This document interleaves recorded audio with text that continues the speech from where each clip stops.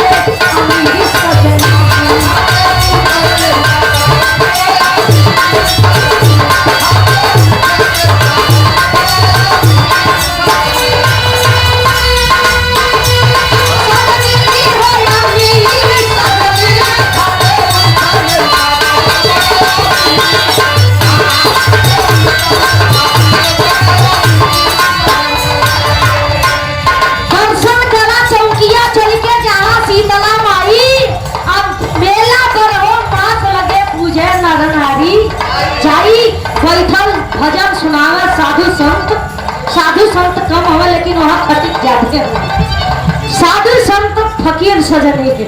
लेकिन वहाँ मिलल एक लाइन और कॉलेज का कि हमारे जौनपुर में एक चीज और बड़ी महत्वपूर्ण रखा वो की मुरई तुम्हें खियाई बात चला जवान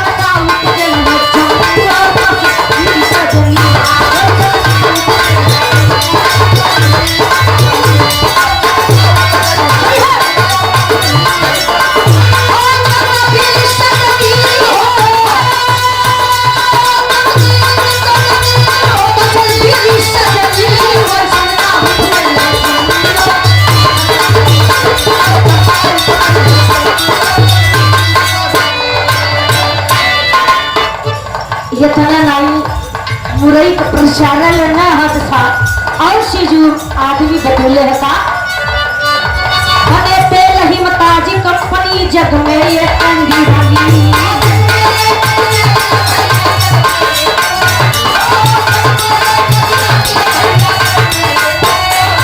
जानी सुना हिमताज कंपनी चलल लाल हिमताज तेल चलल लाल और सोनपुर का देन रहल आज वैसा कबो जिंदगी में कोनो तेल आई ठंडा के तो नारतन हिम गंगे चला लेकिन हिमताज कंपनी के नीचे और हिमताज कंपनी कहाँ पे रही जौनपुर जिला के रही।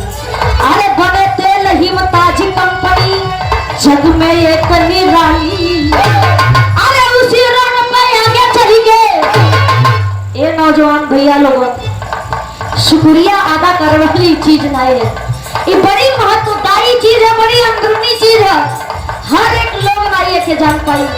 हमारा गुरु जी बतौला मंच पर मंचा सिंह महागड़ी आप पूजनी सूरी सिंह गढ़ यादव जी बतौला कहला सीमा यही हिमताज कंपनी के आगे एक चीज और रहल हम मेहरारू के सबसे स्पेशल है कौन चीज अरे उसी रोड पे आगे हम चली के अरे उसी रोड पे आगे चली के मिला मठ के लाली हो काली जी मंदिर के हो काली जी मंदिर अभी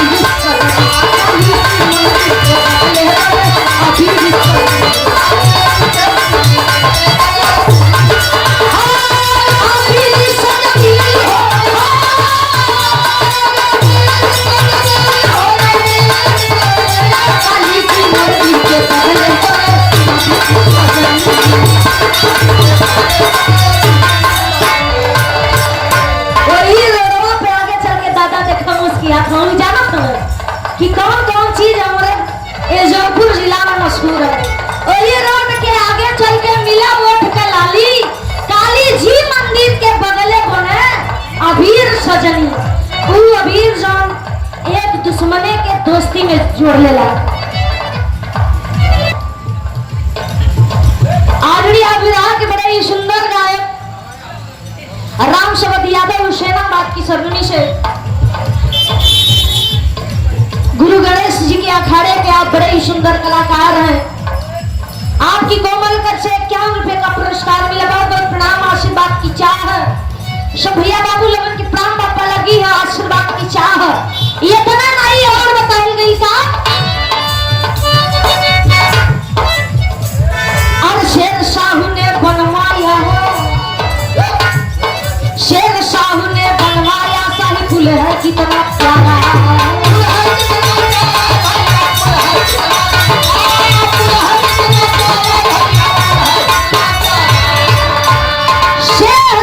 शेर शाह सूरी ने शाही फूल की जो आज जो निशानी कायम किए हैं, भैया हो बाबू हो, हम ना बड़ी दुनिया घूमल गए लेकिन वैसा फूल कबो आंखी से ए पूरे उत्तर प्रदेश में देखे के नहीं मिलल। ए नाते बिरहा में बताओ था शेर शाह ने बनवाया शाही फूल है कितना प्यारा है।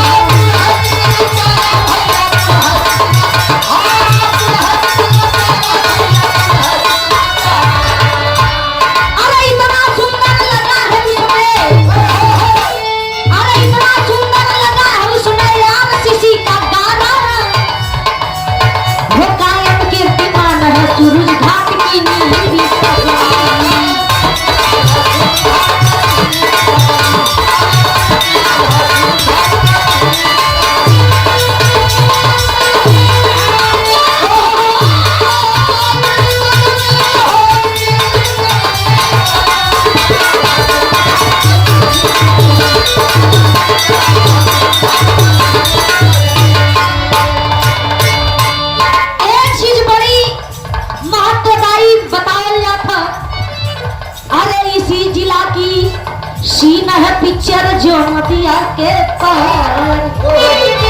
पहले जितने भोजपुरी में सभ्यता रहा उतने आजकल भोजपुरी में अश्लीलता आ गई है। एलिए समय के बात याद आवेला, दादा बाबा लोग बतावेला कि यही जौनपुर जिला के सीन रहल और वो पिक्चरे के नाम बतावल गई नदिया के पार। एलिए कभी भी लिखलन का इसी जिला की सीन है पिक्चर जो नदिया के पार।